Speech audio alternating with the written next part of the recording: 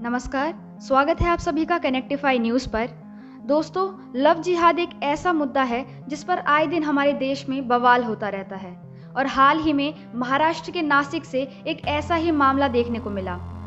नासिक के एक परिवार को अपनी बेटी की शादी तब रद्द करनी पड़ी जब कार्ड वायरल होने पर लोगों ने समझा कि एक लव जिहाद का मामला है। दरअसल नासिक में 28 साल की एक दिव्यांग लड़की की शादी उसके साथ ही पढ़ने वाले मुस्लिम युवक से होने जा रही थी। दोनों के परिवार आपस में रजामंद थे और शादी की तैयारियों में जुटे थे, लेकिन शादी के कार्ड जैसे ही छपे और धीरे धीरे बाहर आए वैसे ही बवाल हो गया। जानकारी के मुताबिक कई महीनों पहले दोनों ने अपनी शादी को कोर्ट में भी रजिस्टर कराया था।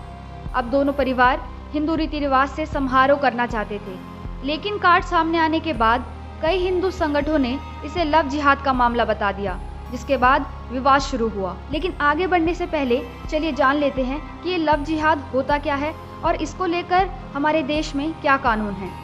तो लव जिहाद दो शब्दों से मिलकर बना है।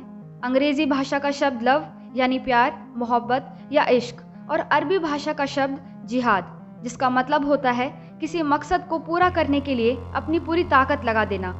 जब एक धर्म विशेष को मानने वाले दूसरे धर्म की लड़कियों को अपने प्यार के जाल में फंसाकर उस लड़की का धर्म परिवर्तन करा देते हैं, तो इस पूरी प्रक्रिया को लव जिहाद का नाम दिया जाता है। दरअसल भारत के कई राज्यों में लव जिहाद का कानून प्रभावी हो गया है।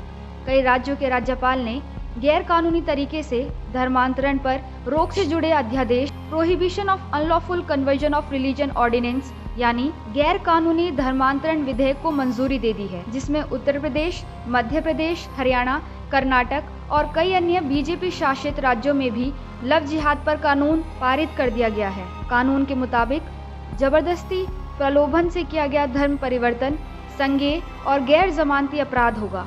हालांकि तमाम विवाद के बाद भी परिवार अपनी बेटी की पसंद के साथ खड़ा हुआ है। उन्होंने साफ तौर पर ये इनकार किया है कि ये जबरन धर्म परिवर्तन का मामला नहीं है।